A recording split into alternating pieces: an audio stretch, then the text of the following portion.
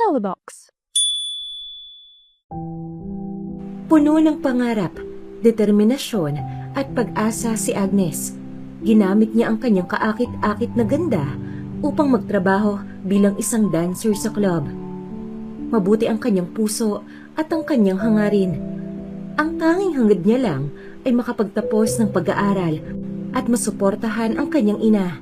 Kaya naman, kahit husgahan siya ng mga tao, ay pinagpatuloy niya ang pagsasayaw. Nay, pangako ko sa inyo, kapag nakapagtapos ako ng pag-aaral, titigil na ako sa pagsasayaw at dadalhin ko kayo sa iba't ibang bansa. Pangako yan, Nay. Sa kabilang banda, si Rain Arcangel, isa sa mga kilalang young CEO sa mundo ng real estate. Gwapo, matipuno at may mabuting puso. Ngunit kapag nalalasing ito, ay hindi niya namamalayan ang ginagawa nito. Oh, what are you doing? Bakit ako nakaposas? Bakit ka sumasayaw ng halos subot-hubad sa harapan ko? Tadhana nga ang mag-uugnay sa magkaibang mundo ng isang dancer sa club at isang mayamang CEO. Paano mabubuo ang natatanging pag-ibig na nagsimula sa isang pagkakamali? Kakayanin kayang ipaglaban ni Rain si Agnes sa lahat ng taong huhusga sa pagkatao ng babaeng napili niyang mahalin? Ating tunghayan ang isa na namang natatanging kwento ng pag-ibig. Dito lang sa Inday Series.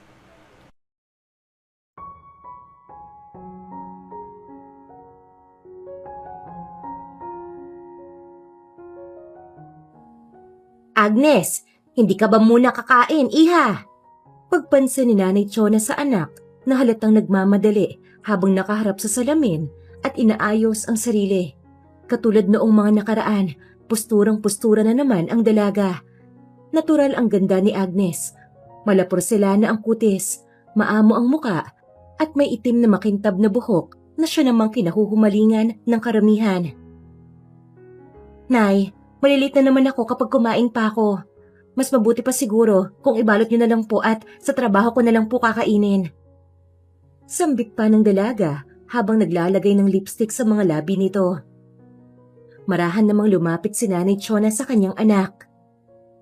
Anak, kailan ka ba titigil sa pagtatrabaho sa club? May halong pag-aalala sa boses ng matanda. Ang totoo kasi nito, si Agnes ay nagtatrabaho bilang dancer sa isang pamosong club sa Quezon City. Wala namang masama sa kanyang ginagawa, lalo na't pagsasayaw lang naman ang kanyang ginagawa. Oo, at maraming mga tao ang nagtataas ng kilay sa kanyang trabaho. At maraming mapanghusgang isipan ang nagdududa sa kanyang gawain. Alam naman sa puso ni Agnes na malinis siyang nagtatrabaho. Oo, mahirap at hindi talaga maiiwasan ang maduduming isip at mga manyakis, ngunit ito lang ang naiisip niyang paraan para makapagtapos siya ng pag-aaral at makatulong sa gastusin sa kanilang bahay. Nay, konting tiis na lang po. Kapag nakapagtapos po ako ng kolehiyo, hindi na ako sasayaw sa club. Tiis-tiis na lang, Nay. Hinaplos ni Nanay Chona ang makinis na pisngi ni Agnes at tinignan ito ng buong pag-aalala. Hindi ko na matiis na makita kang nagbibilad ng katawan sa harap ng mga lalaki, anak. Kung may kakayanan lang sana ako para makapagtapos ka ng pag-aaral at mabigyan ka ng magandang buhay. Ayun na naman tayo na eh. Okay lang po ako. Pinili ko po itong landas na to, kaya papanindigan ko na. Alam ng Diyos na malinis ang konsensya ko at wala akong ginagawang masama. At yung mga mokong sa club, hay nako, walang binatbat sa akin yung mga yon. Alam ko, Nay, na sobra ang pag-aalala mo sa akin. Pero sinisigurado ko po sa inyo na okay lang po ako. Okay na okay po ako. Nay, huwag ka na pong mag-isip ng kung ano-ano pa. Ha? Baka mamaya, tumaas na naman ang presyon nyo niyan eh. Basta anak ha, mangako ka na kapag nakapagtapos ka ng pag-aaral, titigil ka na sa pagsasayaw sa club. Alam mo naman ang mga tao, mababa ang tingin sa mga nagtatrabaho sa club. Ayun na naman tayo na eh. Napag-usapan na natin to, di ba? Immune na ako sa mga marites nating kapitbahay. Di ba nga, ang mantra ko, kapag wala naman ambag sa buhay natin, huwag natin papansinin. Pilit ngiti naman si Nanay Chona. O siya, Ilalagay ko na sa lunchbox mo yung pagkain. Siguraduhin mong kakainin mo to ha. Kagabi, hindi halos nabawasan yung pagkain. Kumain ka ng maayos, Agnes, ha? Para naman mas maging malakas at nang hindi ka dapuan ng sakit. Pagpapaalala pa ng ina. Opo, Nay. Hay, napakasweet talaga ng nanay ko. Payakap nga, Nay. Sadyang mabait at sweet talaga si Agnes sa kanyang ina. Dalawa na lang sila sa buhay. Kaya naman, gagawin lahat ni Agnes upang mabigyan ng maayos na buhay ang kanyang ina. Ikaw talagang bata ka. Halika nga rito. Iyayakapin mo pa din ba ako kahit amoy tinapa ako? Pagbibiro ng ina, yumakap si Agnes sa ina at nagsabing, kahit ano pang amoy niyo, Nay, kahit amoy bagoong ka pa, yayakapin pa din kita. Basta, Nay, pangako, kapag nakapagtapos na ako ng kolehiyo, makakabili ka na ng lahat ng gusto nyo, lahat ng pabango, bibilihin natin. Basta, Nay, please lang, tumigil na po kayo sa pagtitinda sa palengke ha. Kaya ko naman pong tugunan yung mga pangangailangan natin eh. Igagapang ko po ang lahat. Kaya ko pa naman, anak. At isa pa, alam kong malaki ang gastos sa kolehiyo. Kaya malaking bagay na din kahit papano yung pabarya-baryang kinikita ko sa pagtitinda. Kasabay kasi ng pagtatrabaho ni Agnes sa club ay nag-aaral din siya sa kolehiyo. 1 taon na nga lang ay makakapagtapos na siya sa kursong tourism management. Pangarap niya kasing maging isang flight stewardess balang araw. O sige na nga, Nay. Basta ha, mag-iingat ka lagi. Hayaan nyo, kapag naging flight stewardess ako, promise, dadalhin ko kayo kahit saang bansa niyo gusto. Masayang sabi pa ni Agnes. Nagalak naman si Nanay Chona sa tinuran ng anak. Parang ang kiniliti ito sa kanyang narinig. Sa may snow, anak! Japan? O gusto mo sa Europe? Basta may snow. Tila kinikilig na sabi pa ng ina. Promise yan, Nay. Promise. Dadalhin kita sa snow. O siya. Heto na yung baon mong pagkain. Pumasok ka na. Baka mamaya, pagtasan ka na naman kapag late ka.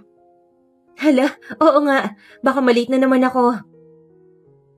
Nagmamadali namang sabi ni Agnes, sabay kinuha ang padalang pagkain ng ina at ang bag nito. Muli ay tumingin siya sa salamin. Kitang-kita sa suot nitong dress ang balingkinita nitong katawan at lutang na lutang ang ganda nito. Nay, wag mo na pala akong hintayin mamaya ha. Dahil diretso na ako sa school. May baon din naman akong damit dito eh. Maaga kasi ang klase ko bukas eh. Ha? Hindi ka ba muna magpapahinga at matutulog? Para sa future, Nay. Masayang tugon ni Agnes. Muli itong lumapit sa ina at humalik sa pisngi nito. Alis na po ako. O siya, kawaan ka ng may kapal. Mag-iingat ka, anak. I love you, Nay. I love you, anak. Sagot naman ng ina at saka ito bumulong. Panginoon, bantayan niyo po palagi ang anak ko at ilayo niyo po siya sa mga kapahamakan. Pasado 10:00 na nang marating ni Agnes ang club na yon. Agad-agad naman siyang nagtungo sa dressing area upang mag-ayos ng sarili. Uy, muntikan ka na namang malate ha? Malapit ka nang buminggo kay Miss Tessa. Kanina ka pa nga tinatanong kung nasan ka na eh. Malapit na ako maubusan ng idadahilan sa kanya. Bulalas ni Wena, ang matalik niyang kaibigan sa club na kapwa niya dancer. Humahangos naman si Agnes at saka nagpasalamat sa kaibigan. Salamat friend ah, hindi ko na talaga alam ang gagawin ko kung wala ka dito. Ang laki pa naman ng makakatas kapag late. Kaya nga pilitin mong pumasok ng maaga. Ang dami kasing project sa school eh, lalo na yung thesis namin. Hindi naman pwedeng pabayaan ko yun. I understand you girl, kaya lang, paano ka makakapag-aral kung mawalan ka ng trabaho, aber? Kaya kahit mahirap, pilitin mong makapasok ng maaga. Oo, promise. O siya, dalian mo na dyan sa pag-aayos. Mag-rehearse pa tayo ng sayaw natin. Ilang oras lang ang nakalipas, ay handang-handa na ang club. Bukas na ito sa mga parokyano nito. Hindi ito katulad ng ibang club. Karamihan sa mga customers nila ay pawang mga mayayaman. Nandiyan ang businessman, mga CEO, kilalang politiko at samot-saring taong galing sa alta sa syudad. Sa pagbubukas ng mga patay-sindi na ilaw at ang mapang-akit na musika, makikita ang mga babae na nakabikini. ang nagsisimulang gumiling sa entablado. Sexual, maalab, at mapang-akit ang bawat galaw nila. Parang walang buto kung gumiling. Saksi naman ang mga ilaw doon sa mga matang halatang nag-i-enjoy sa kanilang napapanood. Walang humpay ang palakpakan at sigawan sa tuwing pipihit ang kani-kanilang mga bewang. And now, for their solo act, let us welcome the alluring, the daring, the super hot, ang Hot Maria Clara ng Club Bashdita. Sigaw ng host sa club. Ito naman ang tiyempo upang sumayaw ng solo si Agnes. Oo, siya ang tinaguriang Hot Maria Clara ng club na yon. Pumagitna siya habang patay lahat ng ilaw at sa pagtutok ng spotlight sa kanya. Gentlemen, please welcome Hot Maria Clara! Isang masigabong palakpakan at hiyawan ang nangingibabaw sa club na yon. Nagsimula namang gumiling-giling si Agnes. Hindi naman bukal sa kalooban niya ang pagpiestahan siya ng sangkaterbang kalalakihan. Nasanay na siya. Kembot dito, kembot doon, hampas ng balakang na walang humpay. Bigay todo nga si Agnes upang sa gayon ay maraming mahagis na tip sa kanya. Bago matapos ang hot production number na yon, isa-isa nang naghagis sa entablado ng pera ang mga parokyano. Merong 100, 500 at 1,000 pa nga. Ito naman ang nagpapasaya kay Agnes, ang makitang malaki ang tip na makukuha niya ngayong gabi. Pagkaraan ay isa-isa niyang pinulot ang mga perang nagkalat sa stage. Thank you po! Thank you po! Paulit-ulit na sambit niya, sabay yuko sa harap ng mga tao habang pinupulot ang mga yon. Pagbaba niya ng stage, kitang-kita naman niya mula sa gilid si Wena na parang kanina pa siya gustong kausapin. Humahangos ito at lumapit sa kanya. Agnes, huwag kang mabibigla ha? Napalunok naman si Agnes at biglang kinabahan. Bakit? Anong nangyari? Hinawakan ni Wena ang kanyang mga palad. Agnes, ang nanay mo, si Aling Chona, dinala sa ospital. Nadali daw ng jeep kanina habang nagtitinda ng balot sa bangketa. Nabangga daw at tinakbuhan. Parang binuhusan naman ng malamig na tubig si Agnes sa narinig. Parang namanhid ang buo niyang katawan hanggang sa may masmasan siya at napasigaw. Nay! Nasaan ang nanay ko ngayon? Dinala daw sa ospital. Sa Santa Ana Hospital, sabi nung kapitbahay niyo na tumawag dito sa club. Wala naman siyang sinayang na sandali at atubili itong umalis ng club. Kinuha na lamang nito ang t-shirt at pants upang matakpan ang bikini na suot nito. Sige na, go! Ako nang bahala magsabi kay Miss Tessa. Nagmamadaling tumakbo paalis ng club si Agnes at ilang sandali pa nga lang ay nakarating na siya sa Santa Ana Hospital. Kaagad niyang hinanap ang kanyang ina. Nurse! Nurse! Nasaan po ang nanay ko? Yung babaeng dila dito na nabanggahan ng jeep. Kayo po ba ang anak niya? Opo. Nasa operating room po. Oh, operating room? Bakit? Ano nangyari? Marami pong dugong nawala sa nanay niyo. Gawa ng pumutok po ang ulo niya. Pero ginagawa na po ng mga doktor ang lahat para po maisave ang buhay ng nanay niyo. Nanlumo naman si Agnes sa kanyang narinig. Nanlambot ang kanyang mga tuhod hanggang sa mapahugulgol na lamang siya at mapaluhod. Nay! Ang nanay ko! Hinagpis ni Agnes. Ilang sandali pa ay naroon si Agnes sa waiting area. Hinihintay ang resulta ng ginawang operasyon hanggang sa lumapit sa kanya ang isang doktor. Hello? Kayo po ba ang kaanak ng nabangga? Opo. Ako po ang anak ni Chona Mendoza. Kamusta po ang nanay ko? Maayos na po ba ang kalagayan niya? Buong pag-asang tanong ni Agnes. Tatapatin na kita, Iha. Kailangan pang obserbahan ang nanay mo at kailangan pang sundan ang isa pang operasyon kapag bumuti-buti ang lagay niya. Tinamaan kasi ang ilang ugat sa kanyang leeg patungo sa utak, kaya magiging masela ng operasyon. Gawin niyo po ang lahat, Dok. Basta maligtas lamang si nanay sa kapahamakan. Iha, ngayon pa lang, nasabihan na kita. Hindi biro ang lalabas nating pera sa operasyon. Kailangan natin ng 200,000 para dito. Napaatras na lamang si Agnes. Hindi niya alam kung saan niya huhugutin ang ganoong kalaking pera. lalo na't sabay-sabay din ang bayarin sa kanyang eskwelahan. Ngunit sa puntong to, alam niyang ang priority ay ang kaligtasan ng kanyang nanay. Ako na pong bahala sa perang kakailanganin, basta iligtas niyo lang po ang nanay ko. Desididong sambit ni Agnes. Hindi na nga natulog ng mga sandaling yun si Agnes. Lahat ng kakilala niya ay sinubukan niyang mahiraman ng pera. Ngunit bigo siya. Nagtanong na din siya kay Miss Tessa kung pwedeng ma-advance ang sahod niya sa club.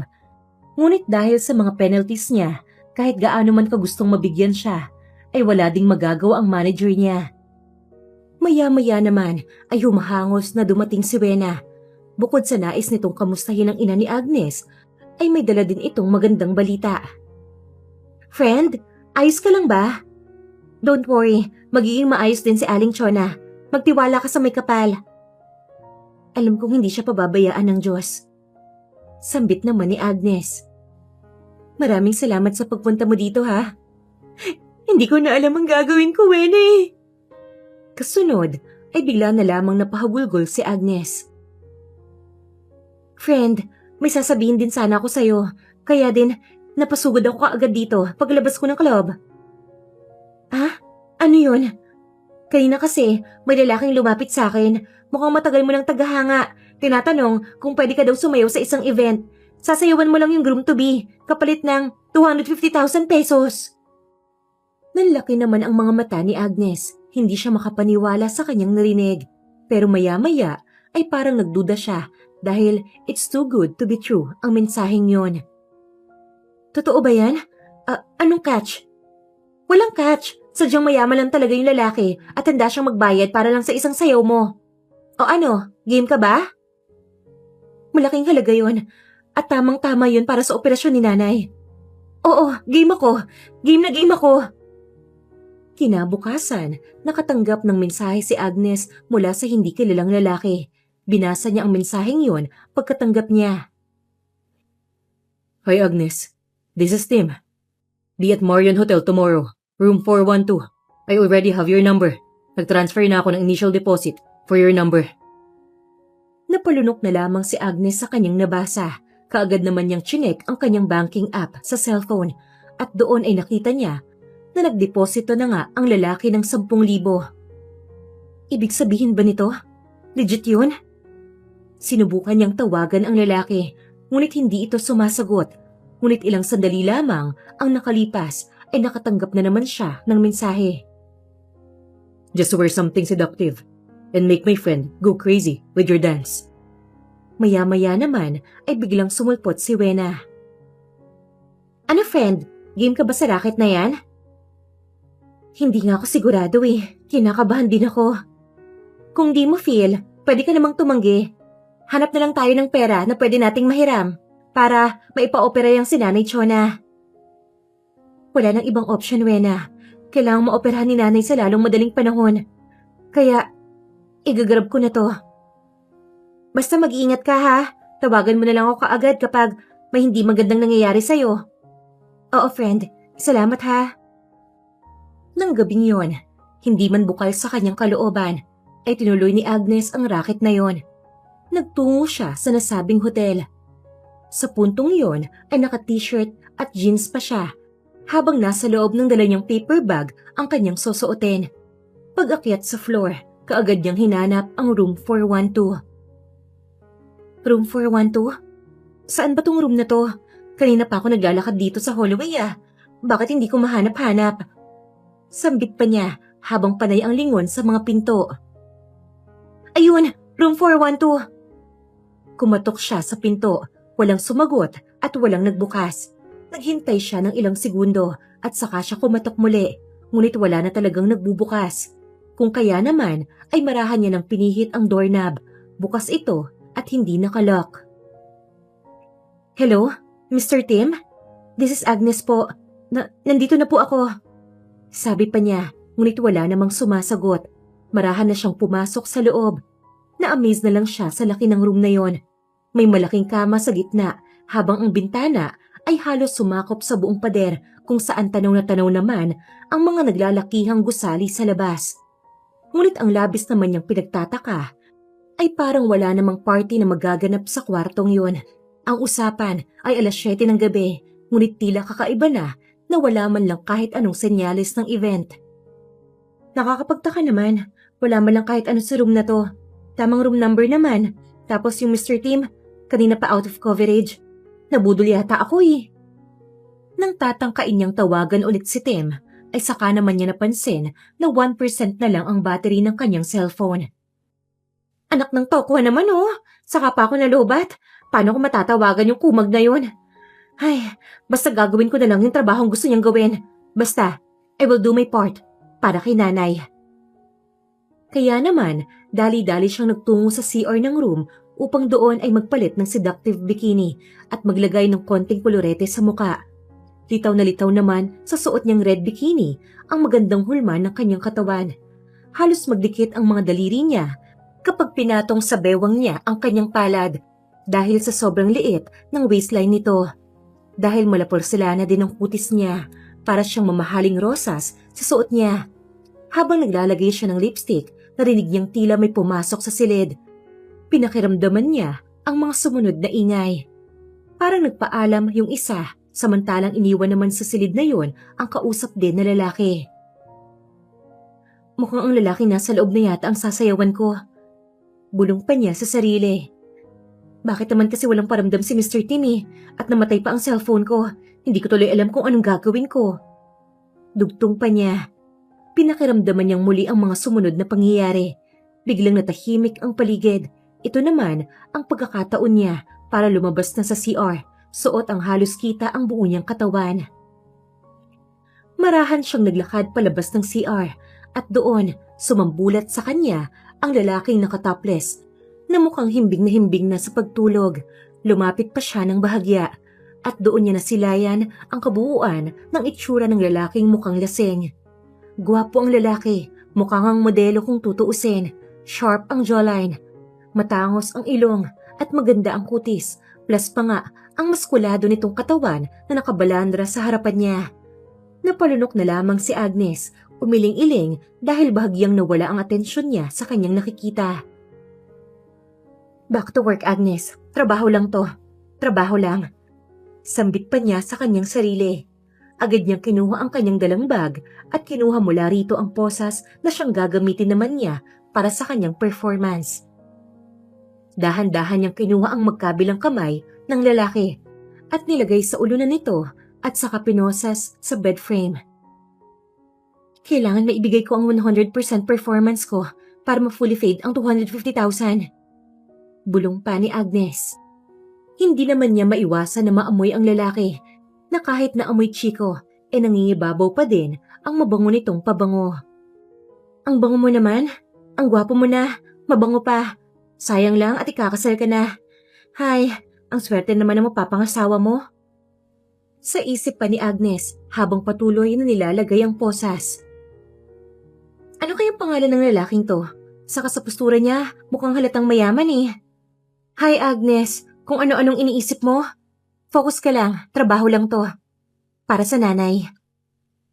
Hindi talaga maiwasan ni Agnes ang pagmasdan ang lalaking yon na parang inosente habang natutulog. Hanggang sa naramdaman na lamang niya na para bang bumilis ang tibok ng kanyang puso. Bakit parang bumibilis na naman ang pintig ng dibdib ko? Maya-maya naman ay bigla na lang kumislot ang lalaki habang nakaposas. Ito naman ang senyales upang ibigay na ni Agnes ang kanyang 100% na performance.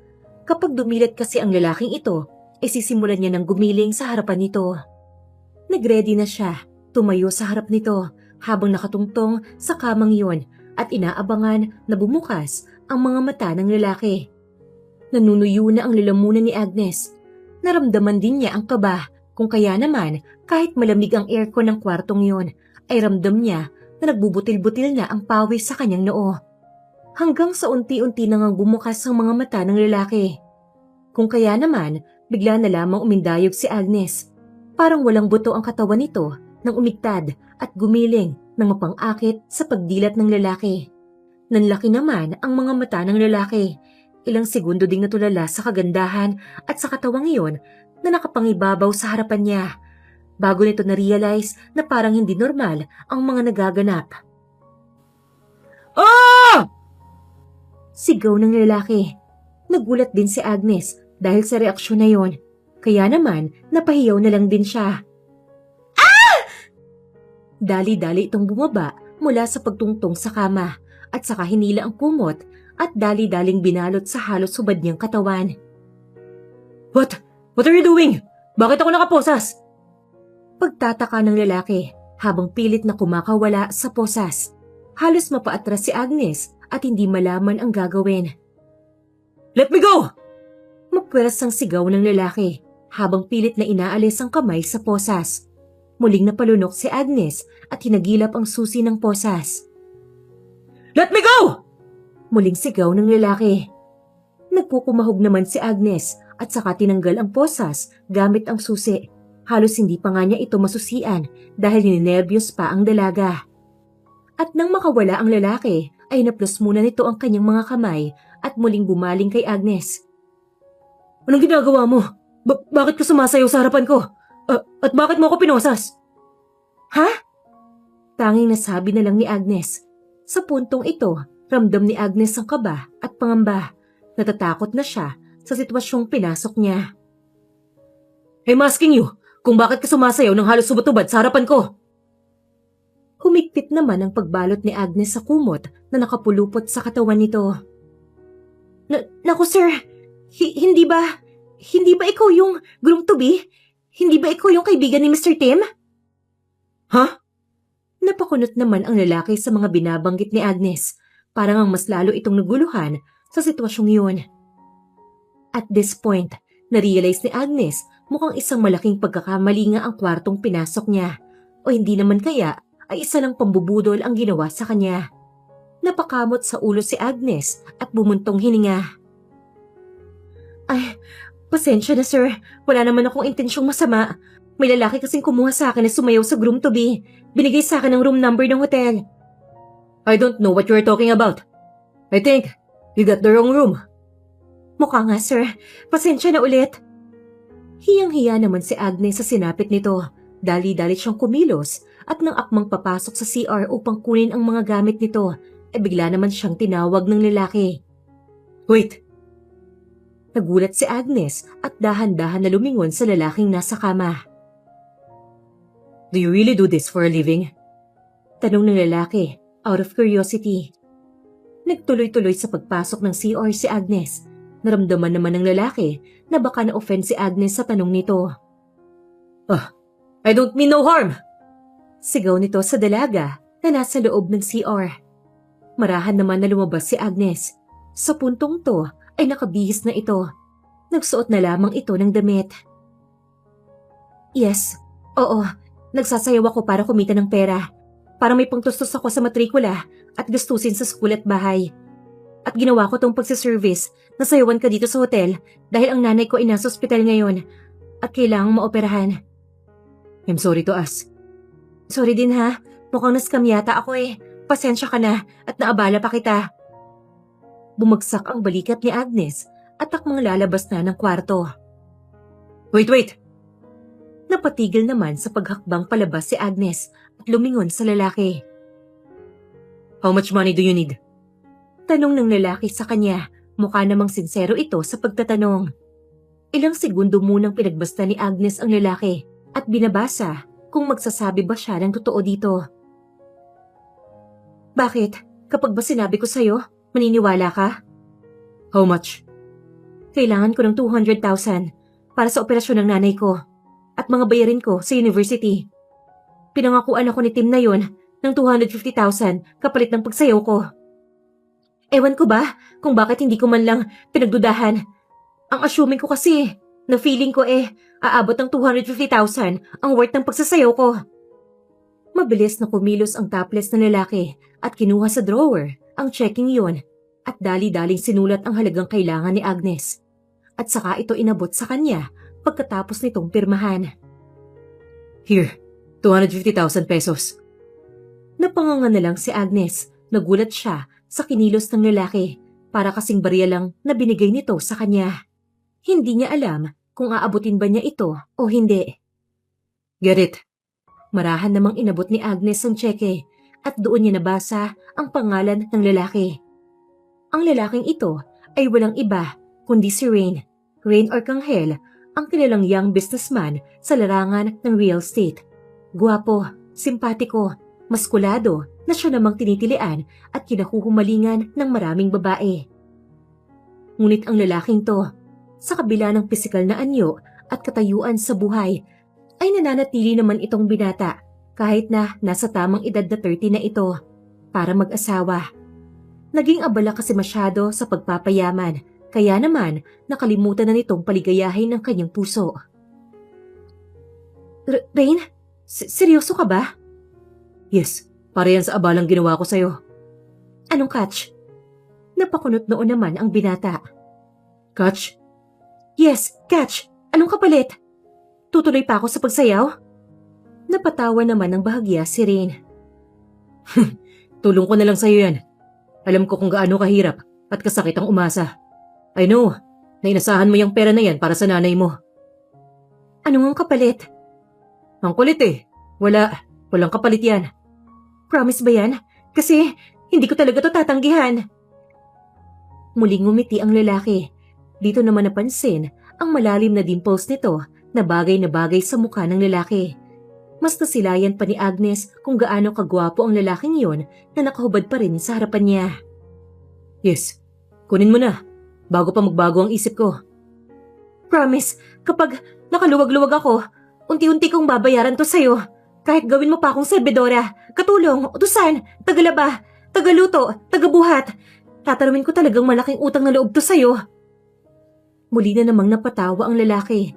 Nanlaki naman ang mga mata nito na bigla na lamang siyang yakapin ni Agnes at hindi pa doon natapos ang pagkabigla niya dahil naramdaman niya ang biglang paghikbi nito at pagtulo ng luha sa kanyang dibdib kung saan nakadantay ang ulo ng dalaga. Hayun nga at napaiyak si Agnes dala ng sobrang kasiyahan. Thank you! Thank you! Hindi ko alam kung paano kita pasasalamatan, Sir Rain. Sa puntong to naman, ay tila may kumislot sa puso ng binata.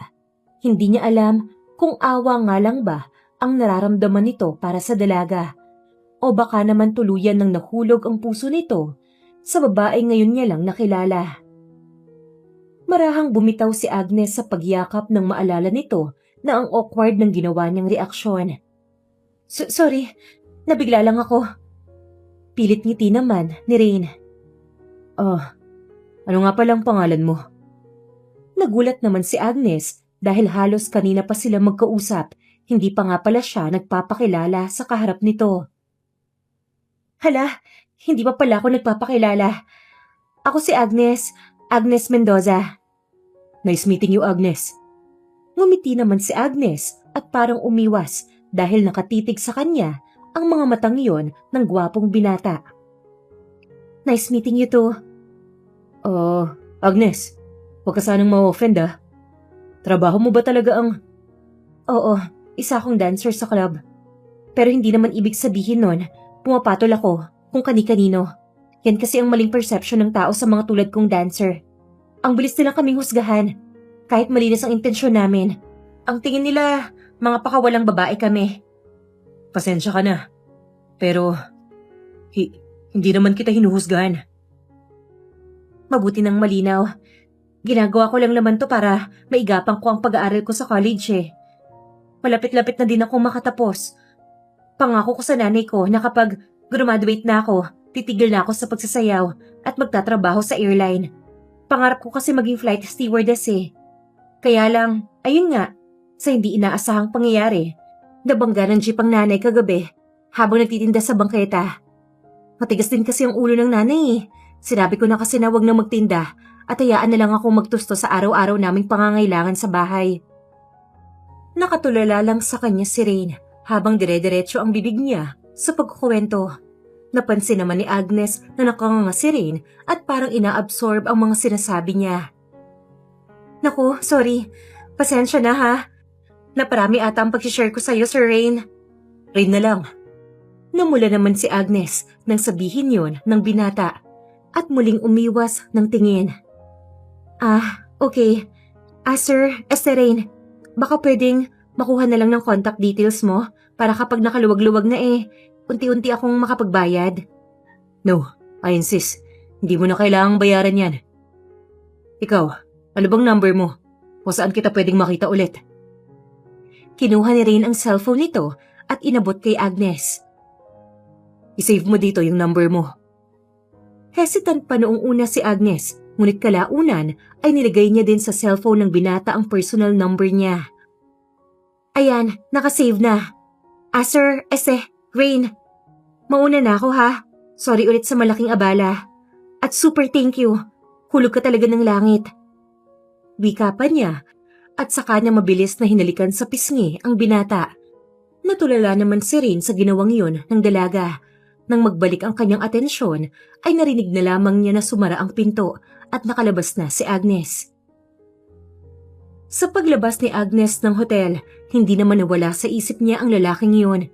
Si Rain, hindi naman niya nais na mabaling sa ganito ang isipan niya, ngunit tila ba iba ang pakiramdam niya. Hindi naman niya pinipigil ang puso niya na magmahal, ngunit para sa kanya, hindi pa ito ang priority niya ngayon. Sumaglit sa isang convenience store si Agnes at nag-charge ng kanyang telepono. Bakit ba hindi maalis sa isip ko yung mukha ng lalaking yun? Dahil ba sa kabutihan na pinakita niya sa akin? O dahil ba sa gwapo siya? Pareho naman kasi. Sambit niya pa sa kanyang sarili habang pinipigil ang pagkakilig. Maya-maya ay nakita niya nang bumukas na ang empty bat niyang cellphone. Dito naman ay isa-isang naglabasan ang mga mensahe. Sangkaterbang messages ang nareceive niya mula kay Mr. Tim, ang lalaking nag-set up ng performance niya para sa isang groom. Galit na galit ito dahil hindi ito nakapunta sa event na inorganisa nito. Sadyang pagbabantaan pa siya nito. Kaya naman, bigla na lang kinabahan si Agnes, lalo na't nagpauna pa ito ng 10,000. Hanggang sa parang isang anghel ang nagdala ng magandang balita sa kanya. Dahil nilayo pa siya sa tiyak na kapahamakan, bigla na lamang naagaw ang atensyon niya nang may mag-flash na breaking news sa TV na nasa convenience store. Breaking news! Isang grupo ng mga human trafficker ang nahuli sa labas ng isang pamosong hotel. Matagal nang minamanmanan ng pulisya ang kilos ng sindikatong grupo na nangangako ng malaking kabayaran ng mga kababaihan kapalit di umano ng pagsayaw. Ngunit ang totoo nito ay dadalhin sila sa ibang bansa at ibebenta sa mga sindikato bilang mga prostitutes. Ang leader ng grupo na si Tim Almenares ay nasa kustodiya na ngayon ng mga pulis. Mabilis ang pintig ng dibdib ni Agnes, sabay na pahaplos siya sa suot na kwintas na may krus na pendant. Diyos ko, maraming salamat po. Salamat dahil nilayo niyo ako sa kapahamakan. Nang mahimasmasan, ay dali-dali siyang umalis. Kaagad naman na inasikaso ni Agnes ang lahat ng bayarin sa ospital. Pagkapalit ng tseke, ay kaagad siyang nagtungo sa ospital upang maipa-opera ang kanyang ina. Wala na siyang sinayang na sandali dahil alam naman niya na sa bawat minuto ay tumatakbo at sa tuwing nade-delay ay ang tsansa ng kaligtasan ng kanyang ina ay lumiliit din. Kasabay pa nga nito ay kailangan niya ding pumasok sa university dahil sa may mga project pa itong tinatapos. Kailangan niya itong gawin upang sa ganon, sa pagdating ng panahon, ay makapagtrabaho na siya ng mas maayos at stable tulad ng gusto ng kanyang ina. Agnes, mukhang pagod na pagod ka. Heto, may dala akong pagkain para sa'yo. Mukhang hindi ka na umuwi ah. Dito ka na yata sa ospital nakatira. Biro ni Wena nang madatnan siya nito sa waiting area sa ospital. Salamat sa dala mo. Okay lang naman ako. Kaya ko naman mag-juggle sa school. At dito, sa pagbabantay sa nanay. Kamusta na ba si Aling Chona? Okay na. Tapos ang operasyon niya. Hinihintay na lang ang resulta. Pero sabi ng mga doktor, mukhang mataas naman ang tsansa na maging maayos ang lahat. Hay, mabuti naman pala kung gano'n. Teka, hindi mo pa kinakwento yung nangyari sa hotel. Salamat naman at hindi ka napahamak. Pasensya na din ha. Gusto ko lang talagang makatulong eh. Hindi ko naman alam na sindikato pala yung Mr. Tim na yon. Okay na yon. Blessing in disguise din talaga ang nangyari. Lalo at dinala ko ng tadhana sa lalaking may mabuting puso. Friend, bakit parang iba yata ang ngiti mo? May hindi ka ba sinasabi sa akin? Wala. Mabait lang talaga yung lalaking tumulong sa akin. Si Sir Rain, akala ko nga noong una, may ibang motibo siya eh. Kasi parang too good to be true. Eh anong catch? Wala daw. Mukha naman nagsasabi siya ng totoo eh. Basta ang mahalaga ngayon, naoperahan na si nanay. At ipagdarasal ko na lang na sana ay maging maayos ng kalagayan niya. Maya-maya naman ay biglang lumapit sa kanila ang isang nurse. Ma'am Agnes? Yes po, ako nga. Ma'am, nagising na po ang nanay niyo. At according po sa lab test na ginawa sa kanya, good news po dahil ligtas na po si Nanay Chona. Halos mapaiyak naman si Agnes sa kanyang narinig na magandang balita. Yumakap siya kay Wena at hindi mapigilang mapaiyak. Pagkaraan naman nun ay dali-dali silang nagtungo sa room ng kanyang ina.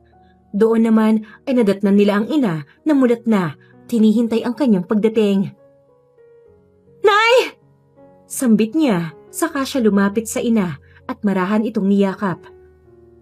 Anak, pasensya na. Shh! Ano ka ba, Nay? Wala kang dapat ipagpahingi ng pasensya. Kung hindi ako nagtinda sa bangketa, hindi sana ako maaaksidente. Sorry anak, gusto ko lang naman makatulong sa gastusin sa bahay. Tuloy ngayon, mas lalo ka pang namroblema sa gastusin sa ospital. Ang mahalaga po, ligtas na kayo sa tiyak na kapahamakan. Saan ka anak kumuha ng pera para sa gastusin dito sa ospital? Mabuti ang Diyos, Nay. Hindi niya tayo pababayaan. May lalaki pong may mabuting puso, ang nagmagandang loob na tulungan tayo. At habang buhay kong tatanawin na utang na loob sa kanya ang kabutihan ng kanyang puso. Sino ang lalaking yun, anak? At nang makapagpasalamat din. Sana, Nay, dumating ulit ang pagkakataon na makita ko siya para muling magpasalamat. Dahil sa wakas po, iligtas na kayo sa kapahamakan. Kung hindi dahil sa perang binigay niya, hindi po matutuloy ang operasyon niyo. Napakabuti naman ng lalaking yun, anak.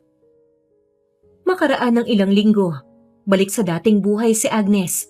Hayon at abalang-abala na naman siya sa buhay. Pasok sa university, tapos lagari sa club. Sa kabila nito, umaasa siyang muling makikita si Rin, ang lalaking naging bahagi ng buhay niya dahil ito ang lalaking nagmagandang loob sa kanya. Oh, ano yung ginagawa mo? Naku, exam na kasi namin bukas sa school eh. Kaya ito, dinala ko sa club para habang hindi pa ako nakasalang, makapag-review ako. Hay nako, bilib na bilib talaga ako sa'yo. Naku, Wena, kailangan eh. Kailangan maipasa ko tong exam. Dahil last na to. Kapag nakapasa ako, konting-konti na lang at makakagraduate na ako. Kaya ipag-pray mo ko ha. Alam mo naman na malakas ka sa akin eh. Teka pala, mag-ready ka na dahil ikaw na ang susunod na sasayaw sa stage. Pagpapaalala naman ni Wena. Pagkaraan ay dali-dali namang nag-ayos si Agnes. Tulad ng dati, suot na naman niya ang bikini na siyang nagpapanganga sa mga parokyano ng club. Please welcome ang pinakahihintay ng lahat. Narito na sa entablado ang Hot Maria Clara! Sabay-sabay na nagsigawan ang mga tao kasunod ng hiyawan. Pagbukas ng spotlight ay tumambad sa lahat ang nakakabighaning katawan ni Agnes. Mas lalo pang pinag-init ang stage dahil nagsimula na siyang gumiling, mapang-akit at talaga namang napakainit. Sanay na si Agnes sa ganoong tagpo na halos pagpiyastahan siya ng mga mata ng mga lalaki. Ngunit ng gabing yun, isang muka ang tumatak sa isip niya. Pamilyar ang mukhang yun. Muli niyang sinulyapan sa audience at doon nakakasigurado siya na ang lalaking yun na halos matulala sa kanya ay ang lalaki sa hotel. Si Rain Arcangel. Bigla namang tilang nahiya si Agnes at kung kanina ay bigay na bigay siya. Ngayon naman ay parang naging aloof ito. Pagkatapos ng kanyang number ay mabilis siyang nagtungo sa dressing room. Hindi niya alam ang kanyang gagawin. Nahihiya siya dahil naabutan siya ng lalaking yon na gumigiling sa entablado. Hanggang sa lumapit sa kanya si Wena. Girl, may lalaking naghahanap sa'yo sa audience. Kilala mo daw siya? Napalunok na lang si Agnes at kinabahan. Oh, bakit parang bigla kang namutla dyan? Kasi napansin ko din ang lalaking tinutukoy mo eh. Ang lalaking yon ay ang siya ring lalaki sa hotel, yung lalaking tumulong sa akin. Para namang kinilig si Wena sa narinig. Ay! Hinahanap ka talaga, girl! Nakakahiya, naabutan niya akong halos walang saplot. Baka nga mas na-inlove pa sa'yo yun eh. Hindi kaya maniningil na siya? Ang dami mong halash, friend. Lapitan mo na kaya doon. Napalunok si Agnes. Kahit kinakabahan man, alam niyang ito naman ang dapat niyang gawin. At isa pa, may kung ano sa puso niya na nananabik na muling makita si Rain Arcangel. Nagpalit muna siya ng damit bago humarap kay Rain. Kinakabahang lumapit si Agnes kay Rain nang mag-isang nakaupo sa sulok ng iyon sa club. Hi! Bungad ni Agnes. Nagulat naman si Rain. Agnes. Kamusta? Nahihiyang sabi ng dalaga. Ayos naman. Ikaw, kamusta ang nanay mo? Okay na ang nanay. Maraming salamat Kung hindi dahil sa'yo, malamang hindi natuloy ang operasyon ng nanay. Kaya sobrang salamat. Mabuti naman pala kung ganun. Masaya ako na okay na ang nanay mo. Ilang segundo din na natahimik ang dalawa. Halatang nagkakahiyaan pa sa isa't isa. Yung pera? Babayaran kita. Pero pwede ba kahit installment? Hindi ko kasi kaya ng isang bagsakan eh. Natawa naman si Rain sa tinuran niya. Naniningil ba ako? Hindi naman kita sinisingil eh. Masaya na ako na nakatulong ako sa'yo. How about your studies? Na-mention mo before na marami ka din bayarin sa school. Ayun, sa awa ng Diyos, surviving naman. Good. Paano mo ko natuntun dito? Hinahanap mo ba ako? Ha? Oo napadaan lang ako dito. Napairap naman bigla si Agnes. Meaning, nagpupunta ka talaga sa mga club? Nanlaki naman ang mga mata ni Rain at alam niyang mas pangit yun pakinggan. No. Hindi nga ako nagpupunta sa mga ganitong lugar eh. First time ko dito. So anong ginagawa mo dito? Bumunot ng malalim na paghinga si Rain bago sagutin ang tanong ni Agnes. Ang totoo kasi niyan, hindi ka maalis sa isip ko. Madalas kitang maisip pagkatapos ng gabing yun sa hotel. Hindi ko din maintindihan Kaya hinanap talaga kita. Ayun nga, may nakapagsabi na dito ka daw nagsasayaw. Hindi naman alam ni Agnes kung ano ang magiging reaksyon niya, ngunit tila kinilig siya nang sambitin ni Rain ang mga katagang yun. So ngayon, na naabutan mo ko na sumasayaw ng halos walang saplot, bumababa ang tingin mo sa akin? No, hindi Agnes. Mas lalo pa akong bumilib sa'yo. Bakit mo naman ako hinahanap kung hindi mo naman pala pababayaran yung pera? Hindi ko rin alam pero nung nakita kita, sobrang saya ko. Pero may takot din akong nararamdaman para sa'yo.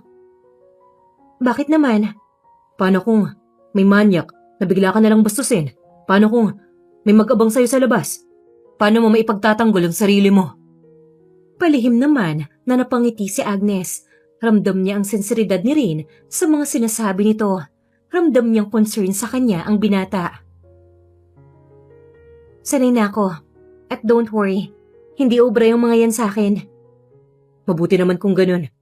Pero mag-iingat ka pa din Gusto mo, magpadala ako ng guard mo dito. Tapos, maghahatid sundo sa'yo. Naku, hindi na kailangan no? O baka naman, pwedeng ako na lang ang maghatid sundo sa'yo. Naturete naman bigla si Agnes sa kanyang narinig. Hindi niya alam kung paano niya tatanggapin ang mga salitang binitawan ni Rain. Bigla na lamang siyang umiwas ng tingin sa binata. Rain, papasok na muna ako sa loob. Baka kasi kailangan na ako ni Miss Tessa Maraming salamat sa pangungumusta sa akin. Natutulirong sabi ni Agnes at saka tumayo at mabilis na nagtungo sa dressing room. Pagpatak ng 3:00, pauwi na si Agnes kasabay si Wena. Masaya pa silang nagkukwentuhan habang tinatahak ang malawak na parking lot patungo sa sakayan ng jeep hanggang sa may bumusina sa kanila. Sa kanilang paglingon, isang lalaki ang nakangiti sa kanila habang kumakaway sa nakabukas na bintana ng magarang kotse. Agnes! Nagulat naman si Agnes sa kanyang nakita dahil ang lalaking yon ay walang iba kundi si Rain. Ang buong akala niya ay umuwi na ito, ngayon pala ay matyagang naghintay sa kanya. Rain? Siya ba yung Rain? Grabe friend, ang gwapo nga pala talaga. Panunukso pa ni Wena habang kinukurot ang tagiliran niya. Tumigil ka nga dyan. Baka mahalata niya na kinukwento ko siya sa'yo. Marahang pinatakbo ni Rain ang sasakyan sa tapat ng dalawa at saka ito bumaba. Ano pang ginagawa mo dito? Akala ko umuwi ka na. Parang hindi ko kayang makita kang umuwi mag-isa eh. Kaya hinintay kita. Ano ka ba? Okay lang ako. Ito kasabay ko naman si Wena. At isa pa, simula noong pumasok ako dyan sa club, safe naman ako nakakauwi sa bahay eh. Marami ding jeep dyan sa sakayan. Hi Rain! Singit naman ni Wena. Hindi ako mapanatag eh. Hatid na lang kaya kita pa uwi. Pwede ba? Go! Bulilas ni Wena sabay bangga ng bewang nito sa bewang ni Agnes. Naku Rain, okay lang ako. Okay lang kami. Baka mapuyat ka niyan. Sulitan na natin ang puyat ko. Halina kayo. Actually sir, dyan lang naman sa malapit ang apartment ko. Yung si Agnes ang malayo ang bahay. Kaya sige na, si Agnes na lang po ang hatid nyo. Girl, huwag ka na umarte dyan. Sige na nga, mapilit ka eh. O paano, mauna na ako ha. Sir Rain, ingatan niyo po ang best friend ko ha. Ako nang bahala sa kanya. Pagkaalis ni Wena, ay inalalayan naman ni Rain si Agnes papasok ng kotse nito. Saan ka nakatira? Sa Commonwealth. Okay, thank you for allowing me to accompany you. Ano ka ba? Ako nga ang dapat magpasalamat sa iyo eh. Nakukulitan ka na ba sa akin? Medyo? Sorry di ko talaga maiwasan eh. Lalo na ngayon na nakita kita ulit. Sobrang saya ko lang talaga na nakita kita. Bakit? Natahimik naman bigla si Rain na tila ba nadulas sa sinabi nito. Rain, kung ano man yang nararamdaman mo, siguraduhin mo muna. Una, pangalawang beses pa lang tayo nagkita. At isa lang akong dancer sa club. Wala akong pakialam Agnes sa kung anong trabaho mo. Hindi naman kita hinuhusgahan eh. At isa pa, hindi ko din alam kung paano ka mawawala sa isip ko. Alam kong pangalawang beses pa lang tayo nagkita. Pero sa totoo lang, iba na tong nararamdaman ko para sa'yo. Hay nako, itulog mo na lang yan. Baka naman dahil nakita mo ulit akong... No. Ayokong isipin mo na gusto kita dahil sa katawan mo. Pero given naman yun eh. Ewan ko ba? Basta ang alam ko lang, masaya ako. Masaya ang puso ko ngayong nakita kita. Ayoko lang din na isipin mo na dahil sa perang yun kaya ako nangungulit sa'yo. Teka, hindi pa nga kita lubos na kilala eh. Pwede bang magkakakilanlan muna tayo? At to be honest with you, priority ko kasi talaga ang maiahon ng nanay sa hirap at makapagtapos ng pag-aaral. Ginagapan ko talaga ang lahat dahil hindi ko naman pangarap na maging mananayaw lang buong buhay ko eh. Gusto ko din magkaroon ng maayos at stable na trabaho balang araw. Pangarap namin ng nanay na mag-travel around the world, kaya pag-iigihan ko talaga ang lahat. Ano bang pangarap mong trabaho? Natawa naman si Agnes. Alam kong mahirap, pero sana balang araw, maging flight stewardess ako. Nako, sa itsura mong yan, at sa determination mo, for sure, makakamit mo yan balang araw. Pagdilang anghel ka sana. Teka, ikaw naman ang magkwento, puro ako na lang eh. Yun nga, ako si Rain. Rain Arcangel. Medyo sinuwerte dahil pinamana sa akin ng parents ko yung isang negosyo namin sa real estate. Hindi naman sa pagmamayabang, pero naiangat ko naman ang naghihingalong sales ng kumpanya. Nax, big time ka talaga. No, without my parents' wealth, wala naman ako eh. Unlike you, pinagsisikapan mo talaga lahat. Pero sabi mo nga, ikaw ang dahilan para may angat ang kumpanya mo. Meaning, magaling ka talaga. Hay sus, ang humble naman kasi. Sabay nagtawanan ang dalawa. Sa puntong to, mas naging magaan ang loob ni Agnes sa binata. Ngayon lamang niya naramdaman ang ganito.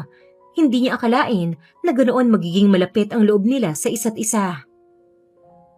Oh, dito na yung bahay namin. Muntik na tayong lumampas ah. Ang daldal mo kasi eh. Biro pa ni Agnes. I'm happy to have this conversation with you, Agnes. Nito, baka gusto mong bumaba muna? Kape? Naku, next time siguro. Nakakahiya naman sa nanay mo. Baka natutulog na eh. Makakaabala pa ako. Okay, sige. Baba na ako ha. Mag-iingat ka. Oh, wait. Napatingin naman si Agnes sa binata. Sa sinabi mo kanina, Na priority mo ang pag-aaral mo. Ibig sabihin ba nito? Wala akong pag-asa kung sakali man na manligaw ako sa'yo. Tumingin naman sa kanya si Agnes at ngumiti bago tuluyang bumaba sa magarang sasakyan na yon. We'll see. Bye, Rain. Salamat ulit sa paghatid. Hindi doon natapos ang ugnayan ng dalawa. Naging madalas pa nga ang pagdalaw ni Rain kay Agnes sa club. Hindi niya maiwasang gabi-gabi na mabighani sa dalaga bukod sa angking ganda ng pisikal na anyo nito at mas nakilala niya din ang kabutihan ng puso ng dalaga. Kasama na dito ang determinasyon ni Agnes na makapagtapos ng pag-aaral. Pagkatapos ng production number ni Agnes, ay lumapit ito sa table kung nasaan si Rain. Nakangiti itong sumalubong sa binata. Pang-ilang beses mo na dito wala kang absent. Baka naman mapabayaan mang negosyo mo yan Ngumiti lang si Rain. Pagkaraan ay inabot nito ang dalang bouquet of flowers sa dalaga. Para sa'yo. Alam mo ba, malapit nang maging flower shop ang bahay namin dahil sa gabi-gabi mong pagpapadala ng flowers. Bakit? Ayaw mo ba? Gusto. Kaya lang, wala ka naman sinasabi sa akin Ano ba kasing intensyon mo? Madalas mo akong hatid sundo, tapos may pa-flowers ka pa.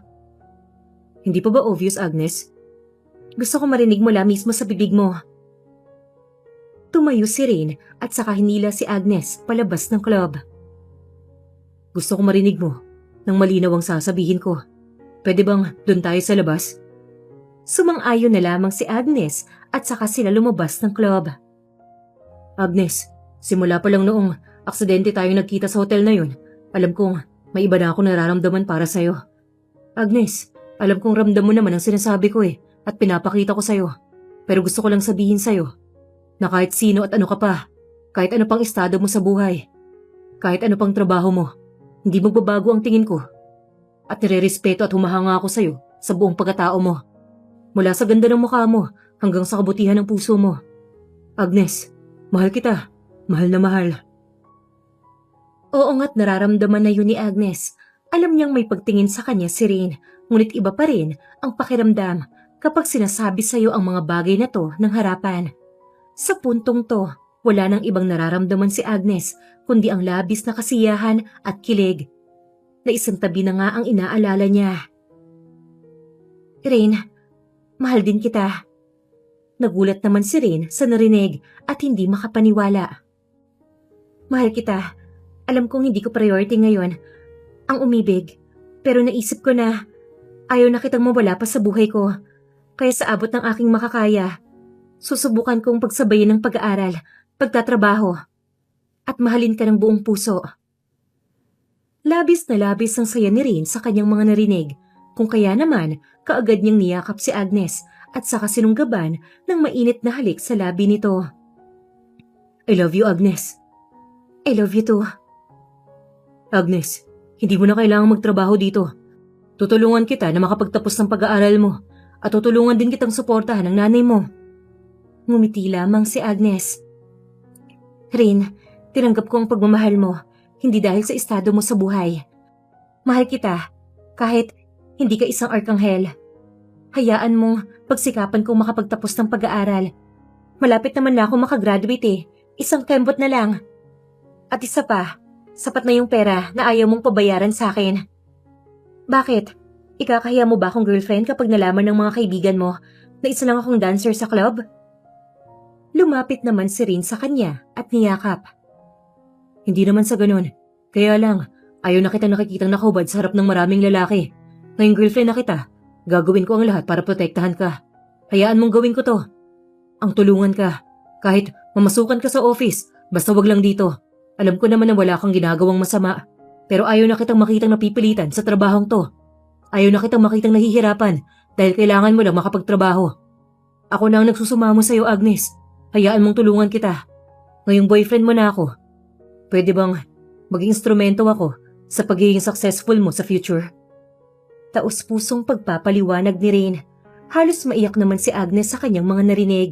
Hindi niya lubos akalain na may lalaki pa palang katulad ni Rain. Isang mayaman, gwapo, at may mabuting hangarin sa kanya. Marahan niyang hinalikan si Rain. Oo na po, alis na po ako sa club. Pero ayaw kong tanggapin ang tulong mo ha. Hayaan mong pagtrabahuhan ko yon. Kahit na janitress sa opisina mo, okay lang. Muli namang niyakap ni Rain ang dalaga at saka itong ngumiti. Pangako, hindi ka na mahihirapan, Agnes. Tutulungan kitang matupad ang mga pangarap mo. Dumating na ang huling gabi ni Agnes ng pagsasayaw sa club. Nagpaalam na siya sa kanyang manager at mga kasama. Bagamat ito din naman ang matagal niya nang gustong mangyari. Kahit papano, ay naging malapit na siya sa mga katrabaho niya. Bittersweet nga ang nararamdaman ni Agnes o mas kilala sa club bilang Hot Maria Clara. Ladies and gentlemen, kinalulungkot man naming sabihin sa inyo, ngunit ating pong tunghayan ang huling sayaw ni Hot Maria Clara. Kasunod nito ay ang pagbukas ng spotlight at doon ay natunghayan ng lahat ang huling pag-indayog ni Agnes sa entabladong yon.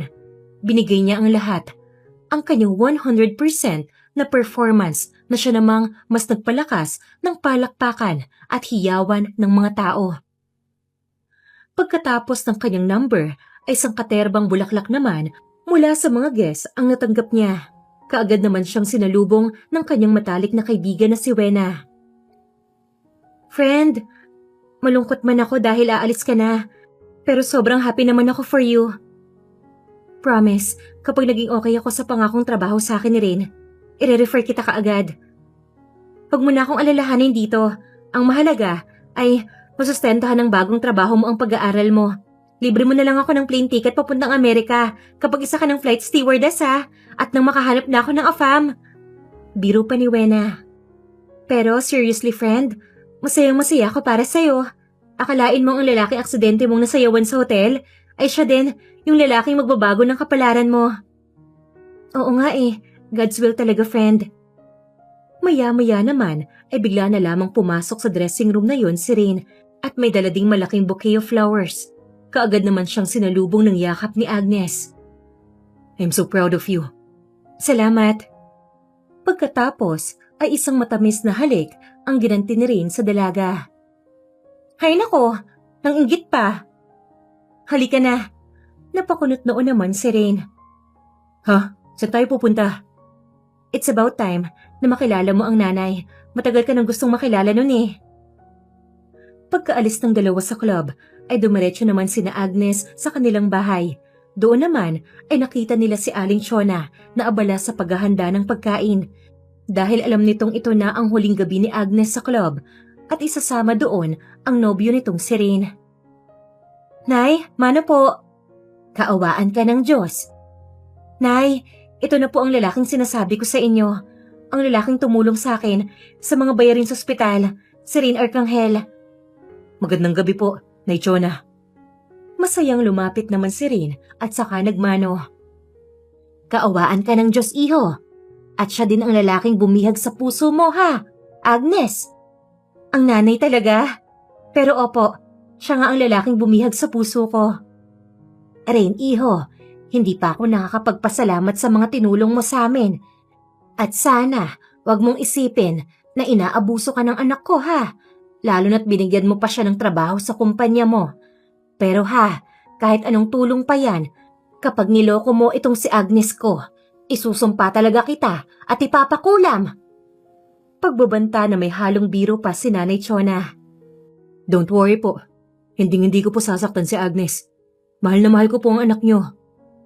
Mabuti naman kung ganon.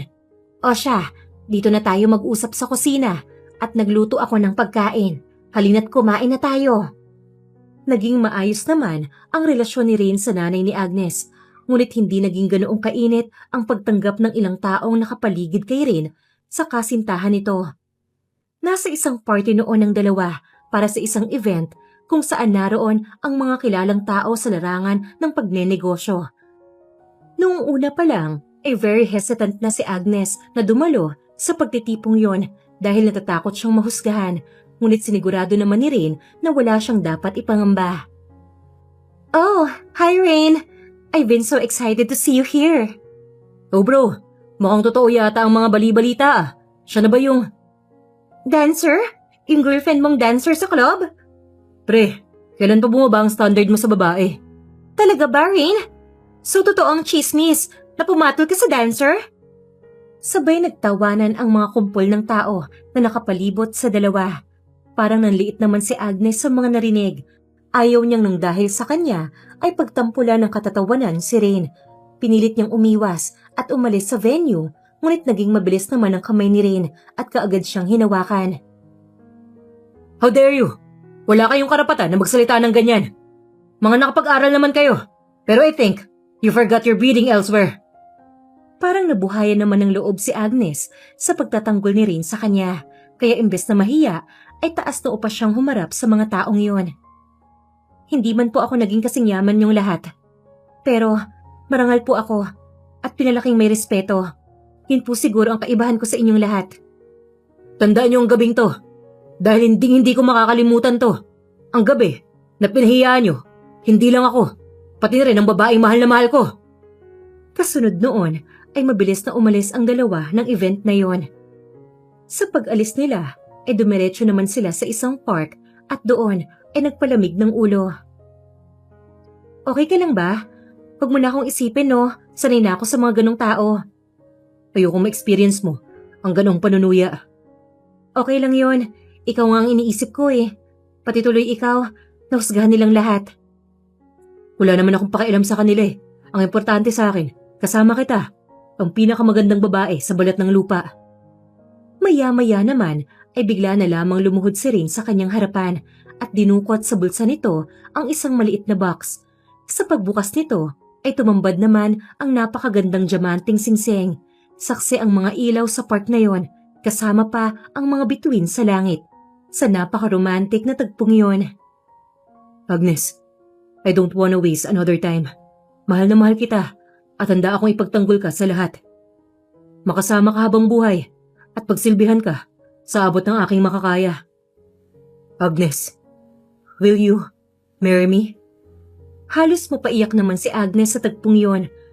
Napasalo na lamang siya sa kanyang bibig at hindi na malayang tumulo na pala ang kanyang luha, dala ng labis na kasiyahan.